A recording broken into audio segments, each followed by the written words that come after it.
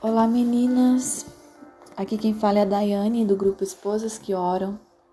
Nós estamos na jornada Uma Vida com Propósitos, de Rick Warren. Hoje vamos ler o dia 25, Transformado pela Provação. Pois os nossos sofrimentos, leves e momentâneos, estão produzindo para nós uma glória eterna, que pesa mais do que todos eles. 2 Coríntios 4,17. Deus tem um propósito por trás de cada adversidade. Ele usa as circunstâncias para desenvolver nosso caráter. Na verdade, ele se utiliza mais das circunstâncias para nos tornar semelhantes a Jesus que é da leitura da Bíblia. A razão é óbvia. Você se defronta com as circunstâncias da vida nas 24 horas do dia. Jesus alertou-nos de que teríamos aflições. João 16:33. Ninguém está imune à dor ou livre do sofrimento, e ninguém tem a oportunidade de atravessar a vida sem problemas. A vida é uma série de problemas.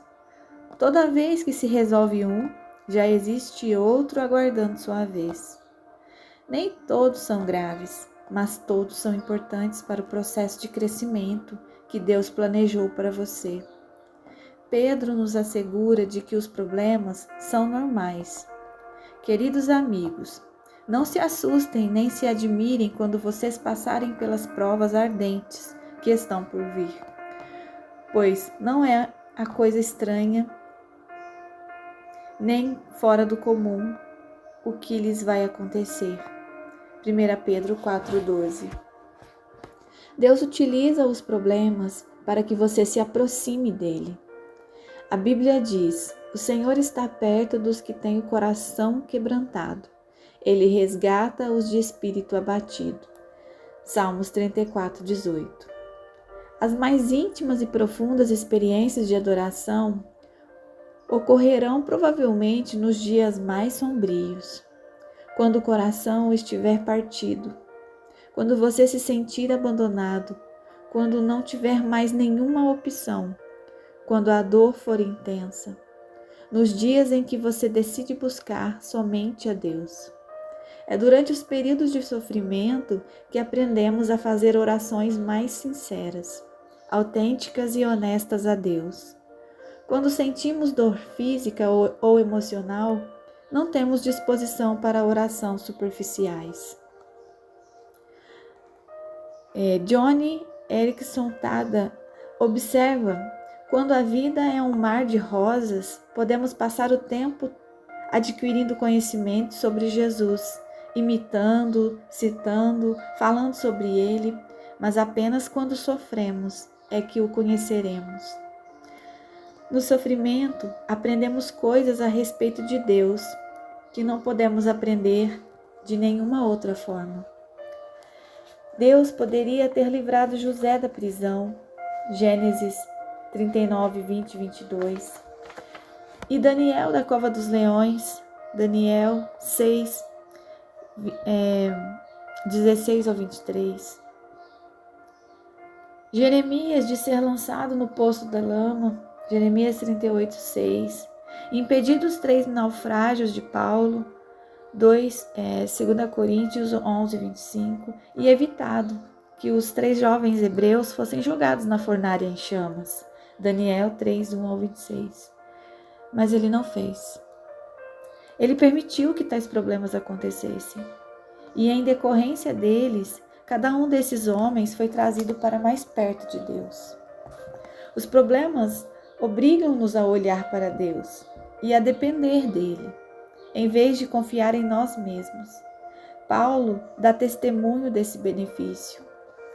Sentimos que estávamos condenados à morte e percebemos que éramos fracos demais para confiarmos em nós mesmos. Isso, porém, foi bom, porque assim nós colocamos tudo nas mãos de Deus, o único que ressuscitou dos mortos. 2 Coríntios 1, 9. Você nunca saberá que Deus é tudo o que você precisa até que ele seja tudo o que você tiver. Independentemente da causa, nenhum problema acontece sem a permissão de Deus. Tudo que ocorre na vida de um filho de Deus é filtrado pelo Pai, e ele pretende usar isso para o bem, mesmo que Satanás e outros tencionem usá-lo para o mal.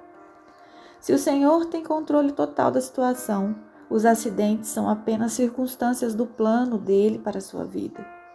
Como todos os dias de sua experiência foram escritos no calendário de Deus antes que você nascesse.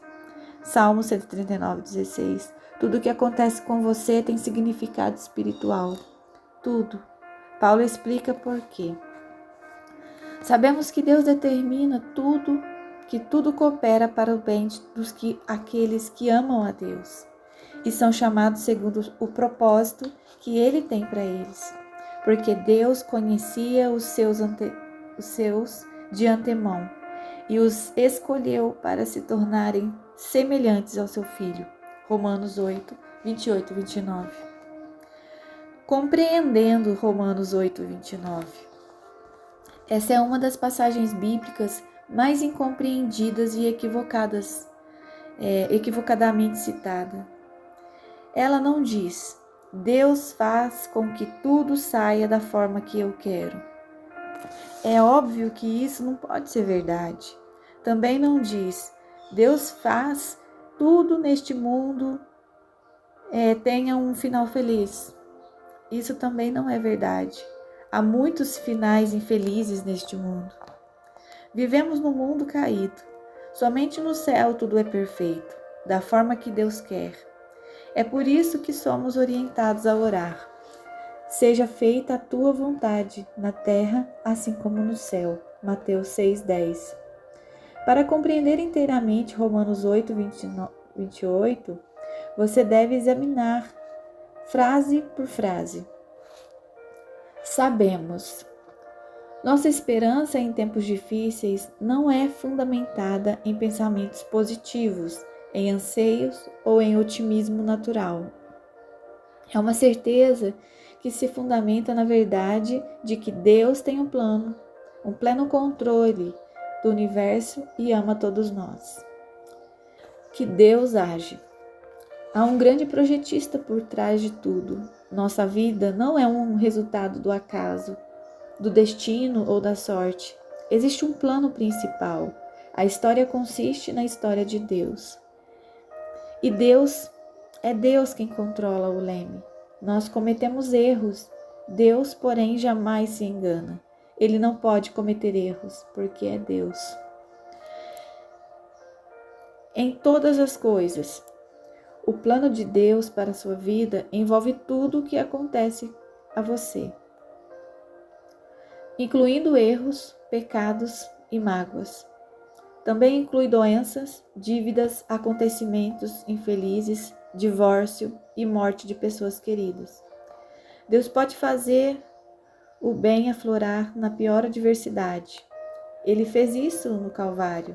Nada acontece de forma isolada ou independente. Os fatos de sua vida agem em conjunto, conforme o plano de Deus.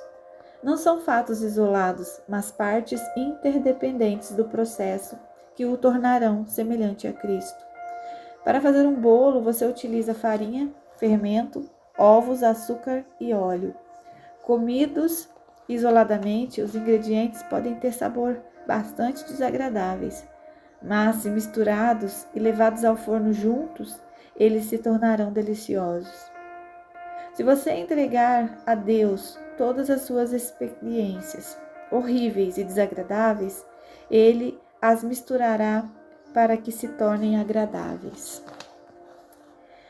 Outra parte do versículo fala para o bem. Isso não quer dizer que tudo na vida seja bom.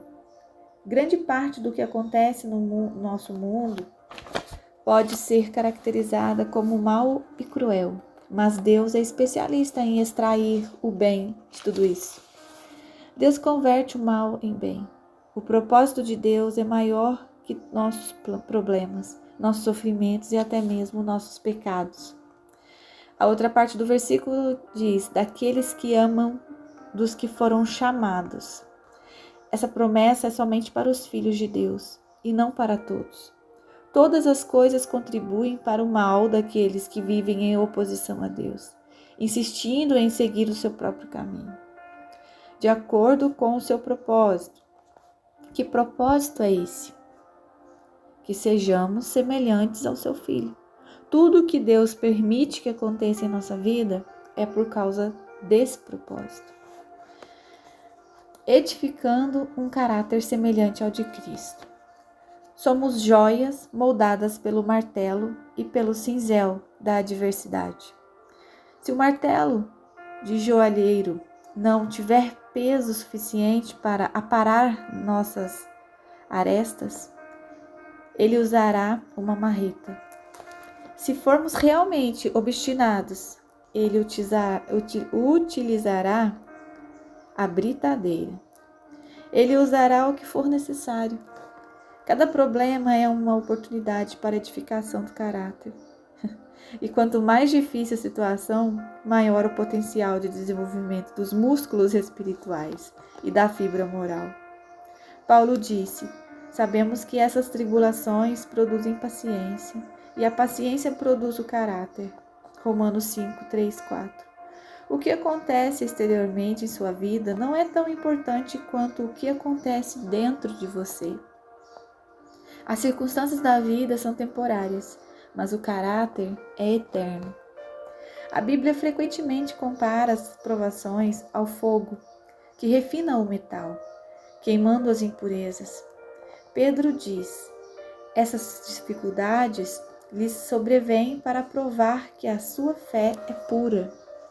Essa pureza de fé vale mais que ouro. 1 Pedro 1,7. Foi feita a seguinte pergunta a um ourives: como você sabe que a prata é pura? Ele respondeu: quando vejo o meu reflexo nela. Quando você é refinado pelas provações, as pessoas podem ver o reflexo de Jesus em você. Tiago declara: amigos, quando lutas e aflições os atingirem em cheio, saibam que isso é um presente especial. Vocês verão como a fé será fortalecida e como terão forças para continuar até o fim. Tiago 1, 2 e 3. Deus pretende torná-lo semelhante a Jesus. Por isso, o fará passar pelas mesmas experiências que Jesus passou. Solidão, tentação, estresse, críticas, rejeição e muitos outros problemas. A Bíblia diz que Jesus aprendeu a obedecer por meio do sofrimento, pelo qual também foi aperfeiçoado. Hebreus 5, 8, 9. Por que Deus nos eximiria de passar por aquilo que permitiu que o próprio Filho passasse? Paulo afirma: iremos passar pelo que Cristo passou. Se enfrentarmos momentos difíceis com Ele, então é certo que com Ele passaremos momentos inesquecíveis. Romanos 8, 17. Reagindo aos problemas como Jesus reagiria. Os problemas não produzem automaticamente o que é pretendido por Deus. Muitas pessoas tornam-se ainda mais amargas em vez de melhorar e nunca crescem. Você deve reagir da forma que Jesus reagiria. Lembre-se de que o plano de Deus é bom. Ele sabe o que é melhor para você e visa apenas o seu bem. O Senhor disse a Jeremias: porque sou eu que conheço os planos que tenho para vocês, diz o Senhor, planos de fazê-los prosperar e não te causar dano, planos de dar a vocês esperança de um futuro. Jeremias 29, 11. José compreendeu essa verdade quando, falando aos irmãos que o haviam vendido como escravo, disse: vocês planejaram o mal contra mim, mas Deus o tornou em bem, para que hoje fosse preservada a vida de muitos. Gênesis 50, 20. Ezequias expressou o mesmo sentimento em relação à doença que ameaçava tirar-lhe a vida. Foi para o meu próprio bem que passei por esse período difícil. Isaías 38:17. Sempre que Deus disser não ao seu pedido de alívio, lembre-se de que Ele está fazendo o que é melhor para nós. Ele está nos treinando para que possamos viver de acordo com o seu santo propósito. Hebreus 12:10. É vital que você se mantenha concentrado no plano de Deus, não no problema ou no sofrimento. Foi assim que Jesus suportou a dor na cruz, e somos exortados a seguir o seu exemplo. Mantenham os olhos firmes em Jesus, autor e consumador da nossa fé. Ele esteve pronto a padecer uma morte vergonhosa na cruz por causa da alegria que sabia que teria depois. Hebreus 12:2. Corrie ten Boom, que sofreu num campo de concentração nazista, explica o problema do foco. Se você olhar para o mundo, ficará aflito. Se olhar para você mesmo, ficará deprimido. Mas se olhar para Cristo, descansará. O foco determinará os seus sentimentos. O segredo da resistência é lembrar-se que o sofrimento é temporário, mas a recompensa será eterna. Moisés suportou uma vida de tribulações, porque ele contemplava a sua recompensa. Hebreus 11:26. Paulo suportou as adversidades da mesma forma. Ele declarou: nossas presentes aflições são muito pequenas e não durarão muito, e ainda produzem para nós glória imensurável, que durará para sempre. 2 Coríntios 4:17. Não se renda às condições do curto prazo. Mantenha o foco no resultado. Se participamos de sua glória, precisamos participar também de seu sofrimento. O que sofremos agora não é nada, comparado com a glória que Ele nos dará adiante. Romanos 8:17-18. Exulte e agradeça. A Bíblia diz: deem graças em todas as circunstâncias, pois esta é a vontade de Deus para vocês em Cristo Jesus. 1 Tessalonicenses 5:18. Como isso é possível? Observe que Deus nos manda dar graças em todas as circunstâncias, mas não por todas as circunstâncias. Deus não espera que você seja agradecido pelo mal, pelo pecado, pelo sofrimento ou pelas consequências dolorosas próprias deste mundo. Em vez disso, Ele quer que você demonstre gratidão pelo fato de usar os problemas que o afligem para o cumprimento dos propósitos dele. A Bíblia diz: alegrem-se sempre no Senhor. Filipenses 4:4. Ela não diz: alegrem-se no seu sofrimento. Isso é masoquismo. Você se alegra no Senhor. Não importa o que aconteça, você pode se alegrar no amor, na atenção, na sabedoria, no poder e na fidelidade de Deus. Jesus disse: alegrem-se quando isso ocorrer, pois há uma grande recompensa esperando por vocês no céu. Lucas 6:23. Nós também podemos nos alegrar ao saber que o Senhor passa pelo sofrimento junto conosco. Não servimos a um Deus alienado que se mantém distante de nós, tentando nos motivar com frases feitas. Ao contrário, Ele participa do nosso sofrimento. Jesus fez isso na encarnação e hoje é seu Espírito quem realiza isso em nós. Deus jamais nos deixará sozinhos. Recuse-se a desistir. Seja paciente e persistente. A Bíblia diz: entendam que os problemas vêm para lhes testar a fé e gerar em vocês perseverança. Mas deixem que esses problemas continuem até que a perseverança se desenvolva completamente e descobrirão que se tornarão homens de caráter maduro, de inteligência, de integridade, sem nenhum ponto fraco. Tiago 1:3-4. A construção do caráter é um processo lento. Sempre que tentamos evitar ou escapar das dificuldades da vida, criamos um atalho do processo, atrasamos nosso crescimento e, na verdade, acabamos experimentando um sofrimento ainda pior. algo inútil que acompanha a negação e a rejeição. Quando você compreende as consequências eternas do desenvolvimento do caráter, faz menos orações do tipo: consola-me, faz com que me sinta melhor, e mais do tipo: renova-me, usa essa situação para tornar-me mais semelhante a ti. Você sabe que está amadurecendo quando começa a perceber a mão de Deus nos acontecimentos aleatórios e confusos e nas circunstâncias da vida, aparentemente sem sentido. Se você estiver enfrentando algum problema neste momento, não pergunte: por que eu? Em vez disso, pergunte: o que queres que eu aprenda? Uau! Então confie em Deus e siga fazendo o que é certo. Vocês precisam perseverar, permanecer firme na aliança de Deus para alcançar o aperfeiçoamento prometido. Hebreus 10:36. Não desista, cresça. Amém. Glória a Deus.